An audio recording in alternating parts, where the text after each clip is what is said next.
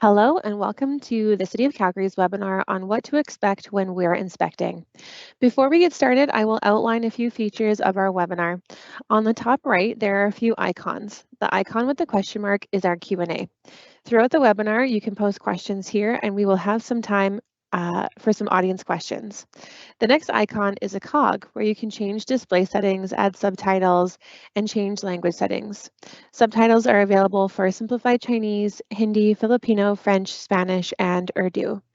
These settings may not be available on mobile devices.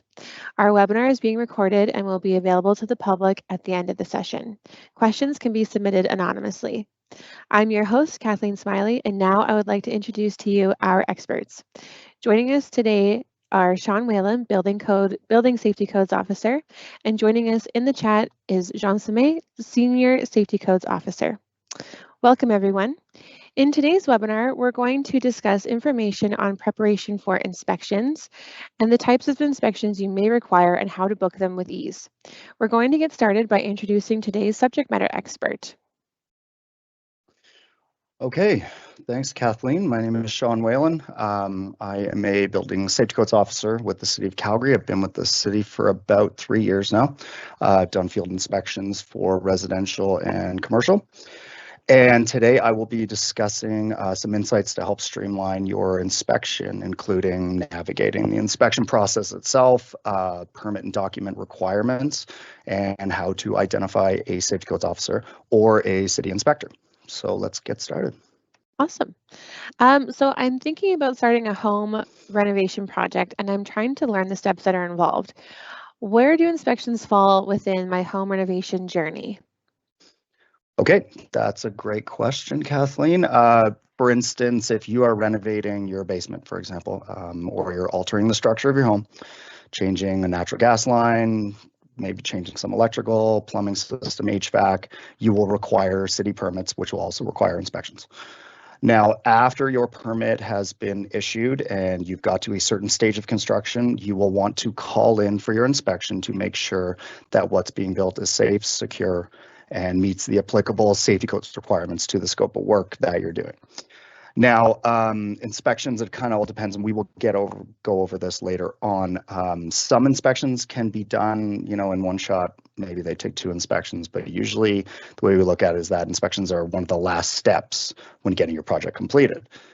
There are a variety of different permits that a homeowner or a contractor can pull depending on the project. Typically, the inspection process is similar in terms of a pre-board inspection, so before you drywall, and before a final inspection, before you would want to somewhat occupy the space. For example, if it was a basement, you'd just be ready to do a final inspection when you want to use the basement.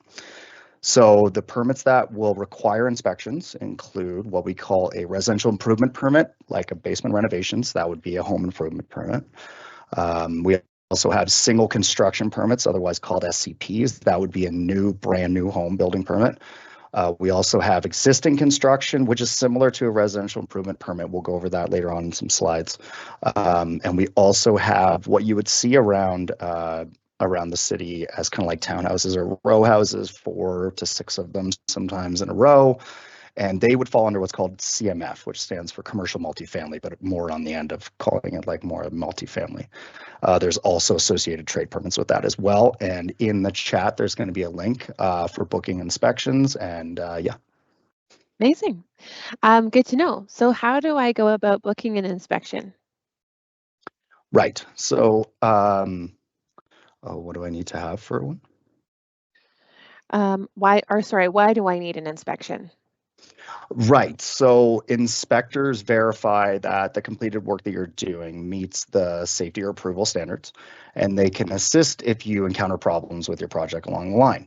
Having permits approved and completed allows future buyers to verify that the city's inspected your work, and obviously the work that's been done is up to code and up to date with the current code requirements. Now, remember, this is extremely important. Any work completed on your home is ultimately the owner's responsibility. Now, note that the city inspections are different from third-party home inspectors. We ensure that the minimum safety standards of construction and installation are met.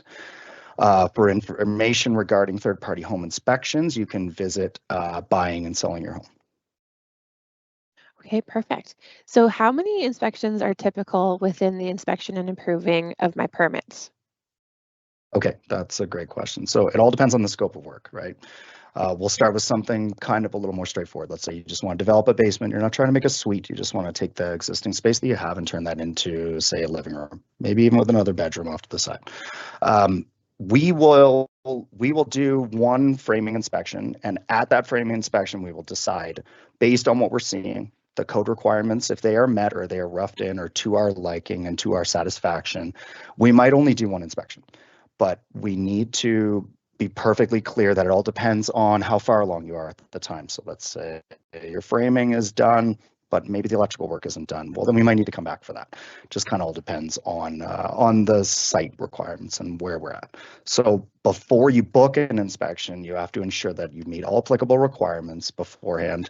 And the inspection process is a very dynamic thing, and the inspection outcome depends on the construction method and the site conditions, as I outlined before at the time of the inspection. So to help prepare for your inspection, you'll visit calgary.ca/development/preparing for your inspection.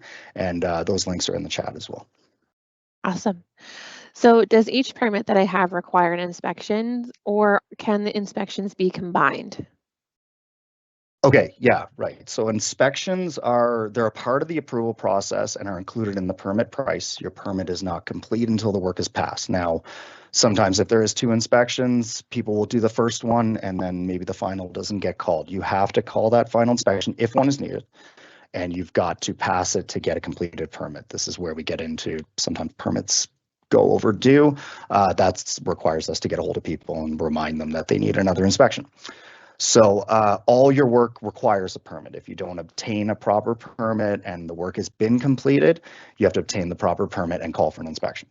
The building permit application can be submitted by the homeowner, and the applicant must follow the same requirements as an application for new work. This process may require any work that is concealed by drywall to be exposed for the inspection. So that's why we don't want you to get too far ahead when it comes to maybe a framing inspection. You always want to just keep everything open, make sure we see everything before anything gets closed up. Now, as well for contractor trade permits, this would go for electrical, plumbing, mechanical work. They have to be obtained by a contractor if the work has been concealed. Now, that would be what I just alluded to. If you drywalled something a little too early and they need you to take it off, that has to be done through a contractor's trade permit. We cannot issue a homeowner's trade permit for work that's been previously completed without the required trade permit. Now, we'll go over that with you when, at the planning stage, but the homeowner must hire a licensed trade contractor to have the work inspected, and the contractor must obtain the required permit and confirm that the work complies with the applicable codes. However, the homeowner is still responsible for any previously concealed work, as we alluded to before. You can visit calgary.ca/home improvement to access our one-stop shop page for any different permit types, including the ones that we alluded to before. And there's links in the chat as well for that. Great, thanks, John. Inspections are making more sense to me now. How will I know when I'm ready to book my first inspection, and is there anything that I can do to prepare for it? Yes. Okay. Great question. Before you start booking any of your inspections, you'll need to make sure that you wait for your application to be reviewed. That would go through the planning and development department. There might possibly be a development permit, but the building permit process needs to be completed in order to change your permit to what we call an issued status. That then is given over an email, and you can get an inspection after that. We can't book an inspection until BP is in an issued status. Now, complete applications are reviewed at first, and timelines of approvals depend on the scope and complexity of your project. Now, you'll receive a confirmation email that your permit has been issued. This email will contain some very important information about the permit itself, including your job access code. I'm going to make mention of that a few different times here. You can then start construction on your project. Once your permit has been issued, you can start building and get ready for your inspections. You'll need to get a specific stage in construction before you call the inspection. This is what we allude to as maybe a rough-in inspection or pre-board. You'll hear that sometimes as well. And it happens once you have all your framing in place and everything is still open for the inspector to see. Now, again, depends on what the scope of work is, what we need to see, but just think of it as you just don't want to start boarding anything until you call an inspection and pass. So you can find out more details on specific inspection requirements at calgary.ca/inspections, and there will also be links in the chat. For questions, you can call 403-268-5311. Great. So now that I'm prepared to book my inspection, what's the best way to schedule my inspection? Okay, there's a few different ways. You can book and manage your inspection online with your MyID account and using the inspection booking system at inspections.calgary.ca. There's links in the chat to those. Usually the person who applied for the permit itself will book the inspection. Someone else can book on behalf of the applicant or the contractor, but they will need to have the job access code to do it through the website. The key part is that we have to have someone on site, obviously, so you'll need to make sure whoever's name's going down as the site contact for the inspection is the person who's going to meet the inspector. Now, to use the online booking system, if you haven't already, you will want to register for a MyID account so you can access city services, including applying for permits, booking your inspections. You can even apply for pet licenses through there. Once you've got the MyID account, you can book and manage your inspections using the online, MyID, and use the online inspections booking system that we mentioned. If you applied online for your permit, you could find your permit once you've logged into the inspection booking system. If you applied in person or you are booking the inspection on behalf of someone else, you'll just need that job access code that we alluded to that would be emailed to you with your issued permit. And once you book the inspection, you prepare for the inspection by completing all the requirements needed for your inspection type, depending on the scope of work. And we'll go into that later. And again, in the chat, inspections.calgary.ca for booking inspections. That's the quickest way. Great, thanks, John. So now what about when can I book my inspection? Okay, so inspections are done Monday to Friday from 8 a.m. to 4 p.m. The city continues to do our best to accommodate booking requests. However, some dates may be unavailable due to inspection capacities, and inspections can be booked up to 10 days in advance. Now, that means if you wanted to book one today, you could get one 10 days from now, but not 11 days from now. That would be business days. You will receive a confirmation email by the morning of your inspection with an anticipated inspection window. And that window will be usually anywhere. Sometimes it's a 2-hour window. Most times it's a 2-hour window or a 4-hour window, but you will receive one and you'll get an email from the City of Calgary saying that your inspection time has been selected. That's the key part. Open up that email and always check your junk folder and your spam folders as well, because sometimes it gets flagged depending on if you have Gmail or not. Now, if you have not received an email by 8:30 on the day of the inspection, you can call 403-268-5311. You'll follow the prompts to contact what is called the Inspections Call Center. The Inspections Call Center can share with you the information for who the inspector is going to be, or at bare minimum, tell you the time frame that's been selected. Okay, perfect. This has been so insightful. Thank you. So I'm curious, is there any way to track the status of my permit? Yes, you bet. You can check the status of your permit by using the job access code by going on Vista. Your job access code allows you to access information about the permit application. To access Vista, you can go to calgary.ca/Vista and follow the link that's in the chat as well.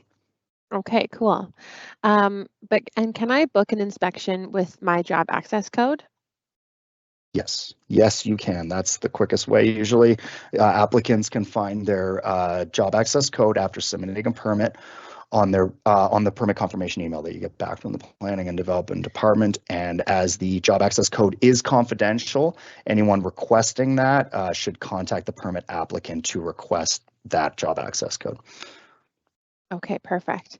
And what if I booked my inspection, but something in my schedule changes, or if I need to, can I cancel or reschedule my inspection? Yes, you sure can. It's a good question. It's homeowners who book their inspection using the online booking system. They can cancel or reschedule their inspection using the online tool. Now, please be advised that we need 24-hour notice, and it is always appreciated for canceling or rescheduling an inspection. There will be a link in the chat for a direct link to the inspections booking page, but after 8 a.m. on the day of the inspection, we will not be able to move the inspection. Usually we always say we would want to know by 2 p.m. the day before, but really it's up to 8 a.m. the day of. If something happens, hey, we understand. But yeah, if it's after 8 a.m., then rebooking will definitely be needed. Okay, awesome. And how do I know what inspections I will need for my home renovation project? Right. Okay, so depending on the scope of work that we're doing under this permit, that will determine how many inspections are needed and what type. Let's review some of the inspection specifications around your home improvements as examples like garage, basement renovation, additions to your home. So we will start with garages. Now, at a garage inspection, we will do a framing inspection, which will require there to be, the garage must be at what we call like a lockup stage, where all doors and windows are properly installed and the building is secure and the site is safe. Garages can be built into the side yard close to the property line, but depending on how close they are to the adjacent property, sometimes they will have fire rating requirements for a certain wall. And those fire rating materials will need to be installed for bare minimum for at least one of the inspections, possibly for two. Now, it's not the end of the world if you have fire rating requirements that need to be done, but they're not done at the time of framing inspection. We will need to come back for a final. But in a perfect world, if we get there and there are fire rating requirements and everything else is done, and we can see that the fire rated drywall is completed in the manner that's laid out in the permit conditions, then sometimes we can close those garage permits with one inspection. Now, the garage inspection can happen when the project is complete, but that again depends on a few different factors: the adjacent property line, how close it is, and all that requirements will be laid out in the permit conditions itself. But we can do them in one shot, and we can do them when the garage is completed. Also, you're going to have to rough in and install and complete all the electrical components that are required under the associated permit, and then also have your inspection for electrical. Okay, let's move on to uncovered decks and balconies. So decks and balconies can be done in one or two inspections, depending on how far you are. If you have some questions, there's nothing wrong with calling us in for a framing inspection while it's being built. Maybe you have a specific question based on the site conditions that you want to go over with us, that's fine. But when we want to close the permit, there are certain things that have to be completed. We want to see that the deck structure is done, that there is a handrail and stairs installed if they're needed, depending on the site's specifications. But we also have to have access, and this is really important, we have to have access to the structural components underneath. People will get the decking done, that's totally fine. You've got to leave a piece out around the side. Most people do that anyway because you're going to want to possibly store some things underneath there. But that is really important for us to have access underneath, because that's the only way to really confirm, especially when the decking's completed, whether things were fastened correctly, what size the joists were, etc. There's a lot of things that go on there. So now let's move to home renovations and basements. So the different inspections there, and as I've alluded to before on examples, would be you install and complete any structural changes, let's say as a basement. A lot of older houses will have some structural requirements that are needed to kind of prop up what we're doing above, or help with shoring up the floor above. Now, the key part here is that if there are any professionals that are needed, mostly a structural engineer in this case, we have to have the design done and also what we call a PNG field review. That is very, very important, and it's a two-part process. The design is one thing, that's fine. You get the design from a structural engineer. They say, we want you to do X, Y, Z. That's great. Then you complete X, Y, Z, but you also have to bring out the structural engineer to the field, or your house, as you call it, to do what we call a field review. That would be them confirming that XYZ that was completed meets their requirements to close the file. And then they're going to give you a letter, and that letter is going to state that the on-site requirements have been met, and they're going to sign it. And yeah, that is very, very important, especially if you're doing a basement renovation, because we need that to pass the pre-board inspection. So yeah, that's really important. Obviously, we also need any wall and ceiling framing, any partitions, interior walls that are going to be done. Let's say you're adding a bathroom, got to have that framing done, electrical. There's many other requirements as far as plumbing and HVAC goes for supply air, but those are pretty important. But we also we need those interior walls to be completed and ready for drywall. You need to also install and complete any changes to the HVAC system. And then you're going to rough in and install and complete all the plumbing and electrical components, also have those associated inspections. And then we also have another, we also have another recorded webinar for that as more in-depth information specifically for basement renovations. So now let's go to a more kind of specialized inspection that would take place usually on the exterior. It'll be a retaining wall. So for a retaining wall, these would require also a PEng review that I alluded to earlier with the basement, because not most, but a lot of retaining walls are 1.2 meters in height or more.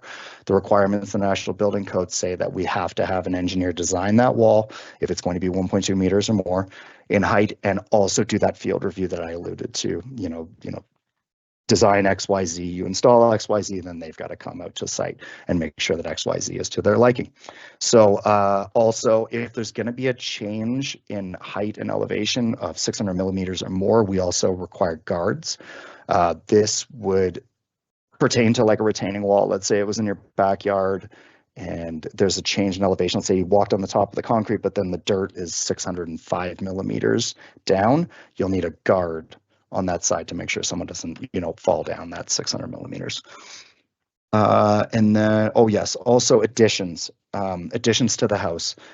Those will almost always require a structural component, because what happens is when you're adding on to the house that's already there, more often than not, the structural elements are going to go back somewhat into the house that's already there.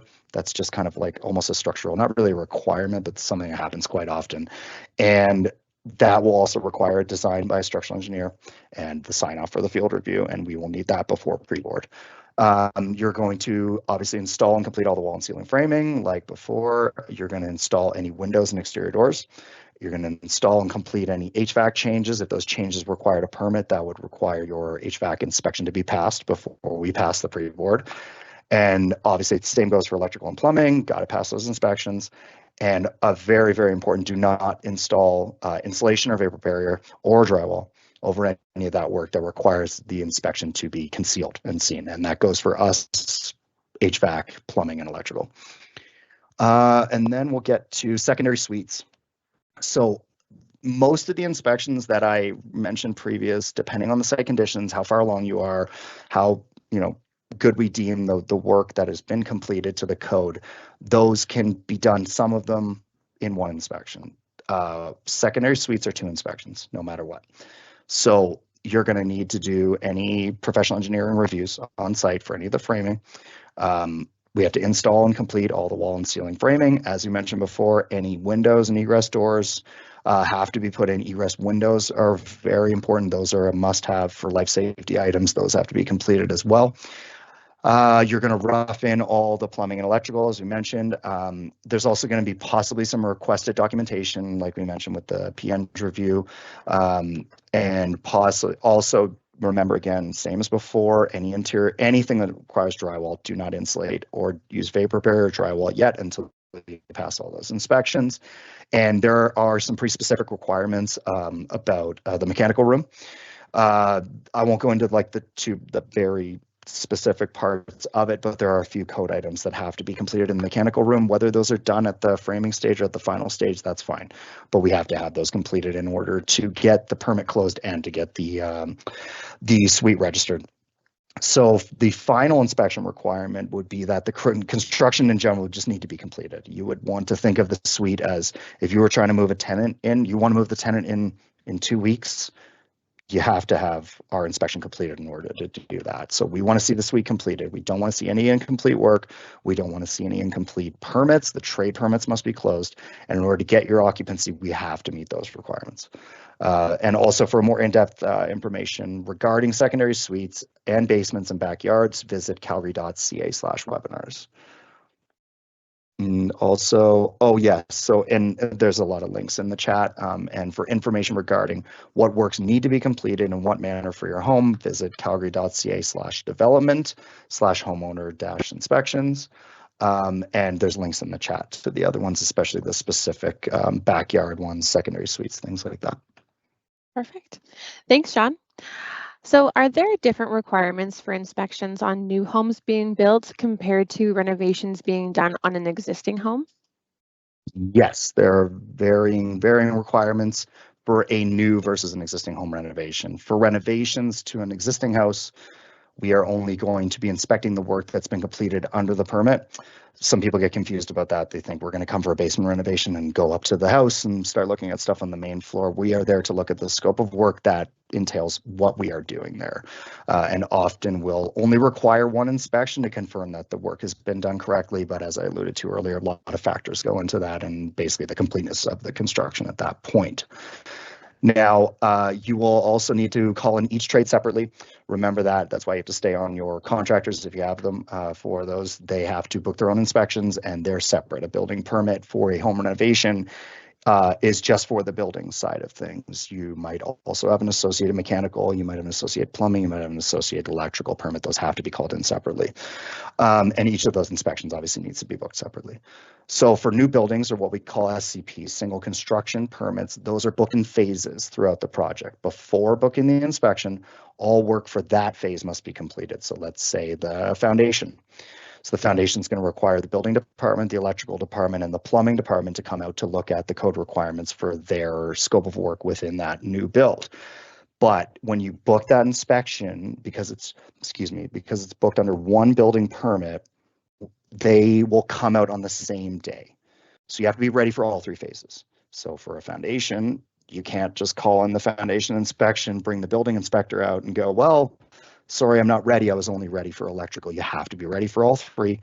Take your time, be ready, because we are all coming out on the same day. There's no individual days that will be given for those separate departments. Right, so in order to pass the previous phase must pass all inspections before you request the next phase. So let's say you didn't pass, let's say electrical, plumbing, building came out for your foundation inspection. Let's say building and plumbing passed, but electrical didn't, as a hypothetical. You have to recall that electrical inspection when you're ready and pass it. You can't go all ahead to pre-board and start framing and get ready for your pre-board inspection without that past inspection. It will keep you at, automatically our system for booking will keep you at the foundation stage until that inspection has been passed. So if any disciplines do fail the inspection, obviously the whole phase has to, or sorry, not the entire phase, but whatever's outstanding on that phase would need to pass before we move on to the next one. So additional forms and documents, they may be required at certain inspection phases, such as we alluded to, as-built engineering. There's many different versions of that, but anything that require professional involvement, that's the easiest way to think of that. There's also something called Form A. It's a manufactured stone document that is used in exterior wall cladding systems, let's say for block work or architectural stone, things like that. Your contractor will know about that. There's also water design and specs, reclaimed water design and specs, sorry. Also screw pile conformity reports. Those have to do usually with decks or balconies, but anything that's going to need to dig into the ground, the people who have done the work will know exactly what that is. Sometimes in some situations with the foundation, depending on where you are in the city, you will require a soil bearing report and or a concrete verification report, but those are all things that your contractor will know about when they sign up. So these documents will be listed as permit conditions and will be requested through the inspection reports, and failure to provide these documents at the time of inspection will result in failed inspection. So if there is something outstanding, let's say like a soil bearing report, and we get to a final, and that soil bearing report isn't on file, we need to get that as quickly as possible. Now, there's ways around that. We might not need you to upload it that second.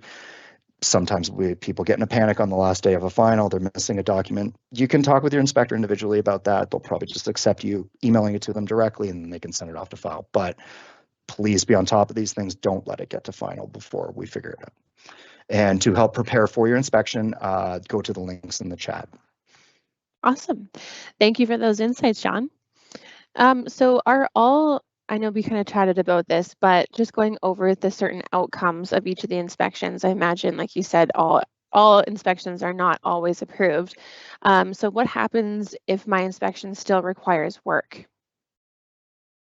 Right. Okay. So so City of Calgary Safe Codes Officer or Development Inspector will complete a review and note all the deficiencies. Now, an inspection may have varying outcomes based on the permit and the scope of the project and where you're at the time of inspection. So let's go over the different outcomes that you will see on the report once you have received the report. So let's say it says acceptable. That means that you don't have any deficiencies that require correction at this point, and you would proceed to the next phase if needed. Then you would get on to, let's say, acceptable with conditions. Acceptable with conditions means that we have identified some minor deficiencies, but they do not require a re-inspection. Acceptable with conditions, you can move on to the next phase, but it's still the owner's responsibility to correct the deficiencies. But those deficiencies that are noted are not egregious enough to stop us or needing us to come back and re-inspect. We will leave that up to you and or your contractor to figure out. And obviously get them completed. There's also a not acceptable outcome. So let's say there are multiple items, or sometimes it might just be one item that need correcting, depending on what it is compared to, is it a life safety item? Is it not? If we give it a not acceptable outcome, we need to come back and see it. Now, there is one exception, what we call VOC, which is called verification of compliance. And I'm going to get to that in a sec. But a not acceptable outcome almost always means that that department is coming back to do another inspection, which will require those deficiencies to be corrected and for a recall to be booked by yourself, the homeowner. Now, sometimes we don't need to come back. We will issue what's called a VOC, which stands for a verification of compliance. That means that the deficiencies have been found and the reinspection is not required if the deficiencies are corrected, and the VOC letter is signed by the property owner representative or contractor, and they're accepted by the city. Please see your verification of compliance form for the submission options. They'll all be laid out there, but you will know, your inspector should tell you that they're going to issue a VOC. But again, the key part there is, again, you've got to recall that inspection because it's given a not acceptable outcome when we do issue a VOC. So that keeps it at the current phase that it's at. Sometimes we will issue what's called a not required outcome. Site inspection will not be done. You will proceed to the next phase of construction. And if it's a trade permit, the homeowner would be notified by a phone call if an inspection was requested but not required. And sometimes we will do ones called, the outcome will say canceled by contractor. That means an inspection was canceled prior to 8 a.m. and the day of the scheduled inspection, obviously. During the inspection, your inspector will identify the items that must be corrected to comply with the applicable codes and standards. And in place of the reinspection, the inspector may provide you with the VOC. That's very important. Just always remember you've got to call those in.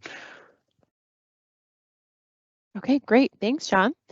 In what instances would an inspector or an SEO come and visit my home? Right. Okay. So if you are renovating your home, you're altering the structure, changing natural gas, the things we mentioned before, you'll require the city permits, but once the renovation project is ready for an inspection, the homeowner or the contractor will schedule the inspection. That's what would most likely bring us to the site. Okay, good to know. And are there any times where a safety codes officer or city inspector would visit my home without an appointment? Yes, it's not often, but on occasion, a safety codes officer may conduct an unscheduled visit to a residence to follow up on, like what we alluded to earlier, like an expiring permit. Let's say you had a framing inspection a couple years ago. Maybe the contractor or yourself forgot to call the final inspection. Sometimes we will go do a site visit to make sure and knock on the door, and we will identify ourselves, which we'll get to here in a sec, but to make sure that the project has continued. And maybe we'll have a quick chat with you if you are there. Not a big deal if you're not, but that would be a reason why we would come to site to kind of just get an update on what's going on. In that case that we did come to site, the officer will identify themselves with a picture ID badge. If the officer fails to identify themselves, the homeowner may ask for their identification, and that would include the picture ID. Sometimes we have another division of the building department called the SRU, which stands for Safety Response Unit. They might need to come to site based on maybe a complaint that we got about a non-permit. Maybe someone is building something without a permit. we might be coming to those, but the rules do not change. We would still need to identify ourselves. If you ask for the badge and that safety codes officer does not have it, they have to provide you with that identification. Okay, awesome. Thank you for that. And so I just wanted to reiterate a little bit because I have heard in the news that there have been people that will impersonate safety codes officer. So in order to identify the SEO or city inspector, the best way is to have to look at their badge, their vest, even like a City of Calgary vehicle, those sorts of things, just as a summary, correct? Yeah, absolutely. It's unfortunate, but yes, it does happen. Safety codes officers will identify themselves with the City of Calgary picture ID badge. We also, maybe it's a home inspection. Some people don't wear their hard hat. Some do.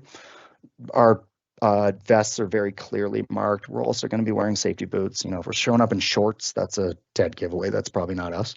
But also, when you're applying for a building or a trade permit, city inspectors will often visit the home to verify that the renovations have continued, but the homeowner schedules that appointment through the city. So if we just show up unprompted and say, hey, I'm here to do a framing inspection, if your contractor or you didn't call it, absolutely ask for ID, ask for something to verify why they're there. Okay. Now, it's essential to be very cautious of individuals who claim to be representatives of the government, especially energy groups. They might request you to inspect your furnace. We've had issues where people have asked to look at people's water heater. These individuals will often wear an orange vest and carry picture ID and clipboards with documents, but there's nothing wrong with just asking for that. Okay. And yeah, just looked in. There's lots of stuff in the chat that will go on about inspection scams and things like that. Perfect. And are there any other tips to ensure the credibility of a SEO or a city inspector? Absolutely. You can check the contact information before or during the inspection. A homeowner can contact 311 to confirm who the person is that's there. And they're more than happy to share that information, and they should upon request. You can look at our vehicles. We have to be driving legitimate city vehicles that will have decals and city logos on them.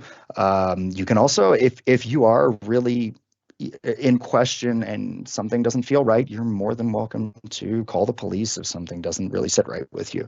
It is your home. You know what I mean? There's nothing wrong with asking that question. And obviously, for more information on crime prevention or to report a potential instance of fraud, go to calgary.ca/crime prevention, and that will also be in the chat. Okay, excellent. And is there anything else I should know about safety codes officers and what they can assist with? Yes, there is, Kathleen. Safety codes officers can provide information and technical assistance concerning the National Building Code, Alberta Edition. These would include building, electrical, plumbing, natural gas, HVAC. Commonly asked technical questions can be found on calgary.ca/TAC. That's TAC, stands for Telephone Assistance Center, and along with an online inquiry for additional questions. I wanted to also mention that if a homeowner is doing the work themselves, it is their responsibility to obtain the necessary permits and ensure that all inspections are completed to get those files closed. If a homeowner has hired a contractor to complete their home renovations, it is still the responsibility of the homeowner to ensure that that permit gets closed and that the inspections have been conducted and approved and all permits and documentation have been submitted. Now, to find out more about permits for your projects and what requirements are needed, you can visit calgary.ca/inspections. Okay, great. Perfect. Thank you. That has been super helpful, Sean. Before we get to any audience questions, I wanted to finish the presentation portion by letting everyone know that there is step-by-step information on how to apply for your permits, how to set up your MyID account, and also how to apply for a business license. You can watch our How to Apply video series that is on YouTube. There will be a link in the chat. Like I said, there's a 4-part video series which takes you through how to set up your MyID account for both a personal and a business account, how to apply for your permits, and how to apply for a business license for any contractors that are getting started on their business journey. Like I said, a link to that will be in the chat. And last, if you're looking for an in-depth tutorial, never mind, I repeated myself. In-depth tutorial, that's where you can find it. Links in the chat over on YouTube. So we are going to move into our moderated Q&A for a last 5 or so minutes. So anyone that is is on the line, feel free to put your questions in the chat and we will get to as many as we can. So let's dive right in. Okay, so what's the difference between applying for a basement development permit and renting out the basement without a kitchen as an addition to the principal suite versus applying for a secondary basement suite and renting it out with a kitchen? Okay. Okay, there's a lot going on there with that question. Okay, so for starters, a legal secondary suite is not a basement. Let's start there. That's the easiest thing to get out of the way. A basement development is not a legal suite. Those are two gigantic differences that definitely I want to get on record saying here. The code requirements are they seem similar, but they're really not. There's code requirements in the mechanical room that are much more in depth than they are for a secondary suite than they are for a basement. So you have to have a kitchen, and that kitchen needs to have a range hood that needs to be vented to the outside to be a secondary suite to rent it out, period. So the idea of doing one without a kitchen isn't really something you should really worry about because you really can't do it legally. You need to have a working kitchen 100% to rent it out to anyone. Okay, perfect. Excellent. So next question in the chat here. Do I need a permit to replace duplex receptacles or light fixtures? It kind of depends on the complexity of it. You would want to check with the planning and development department, certainly with electrical about that. Kind of depends what you're doing. Are you upgrading to GFIs? Are you, there might be a certain number that you're allowed to do possibly without a permit, but I don't think so. I think the best thing to think of would just get that permit, get it closed. Yeah, I would say yes. Okay, perfect. All right, we'll take questions for another 5 or so minutes. Next question, can I start my renovation before getting a permit? We don't recommend it. You don't want to get too far ahead. You really do not want to go. I mean, there's no such thing. I think it's past the point of no return, but I mean, you can get your material if you know exactly. I mean, if you're doing takeoffs for lumber, for interior walls, by all means, get that material sourced, especially if you think it might go up in price later on. As far as doing the actual work, we never recommend that at all. I would say just get those permits, get them done. If you need to procure some contractors, get your material, sure, by all means, but I wouldn't start any construction without a verified and an issued permit. Perfect. Okay, jumping over to actual inspections. Should the homeowner be present during the inspection? Definitely. We would definitely recommend the homeowner being there. Someone has to be there that is 18 years or older, no matter what. We have to have an adult on site for an inspection. Sometimes, hey, look, the homeowner's not there and the contractor will meet us, or maybe the contractor's not even coming and the homeowner's going to meet us. Someone needs to be there that is an adult, no matter what. Okay, perfect. And typically, on average, how long do the inspections take? I mean, honestly, it depends on, scope of work, complexity. What are we dealing with? What's the state of the construction? We don't like coming to site when really there's not a lot completed. We want to be ready for the pre-board inspections. We want to be ready for final. I mean, if all goes well and everything's in place, 20 minutes about that. I mean, again, it depends. A deck inspection is different than a basement. Basement's different than an addition, and they all kind of depend on a lot of factors. But I mean, about 20 minutes, I would say. Okay, perfect. And we'll take one last question. Should a homeowner be hiring a contractor, or if they're well versed in some of these skill sets, are they able to DIY renovations themselves? Depending on the scope, there are certain things that can be pulled as homeowner permits and done by the homeowner. You definitely want to check with the planning and development department. They're going to be the gatekeepers for.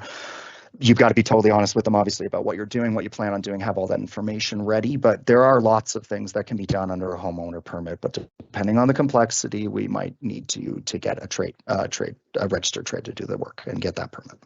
Perfect. And I lied. We'll take one more question. There's just one final one that popped into the chat. Sorry.